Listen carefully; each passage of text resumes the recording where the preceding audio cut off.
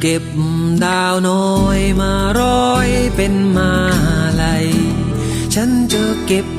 ดอกไม้ที่เบ่งบานในยามเช้าจะก่อไฟให้เธออิงกายยามเหน็บหนาวจะเล่าเรื่องราวเก่าๆให้เจ้าฟัง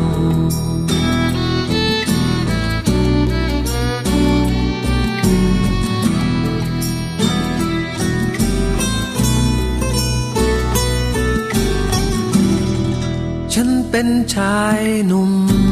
จากบ้านนอกท้องนาไร้ปริญญามีเพียงแต่ความฝันฉันมีชีวิตอยู่ไป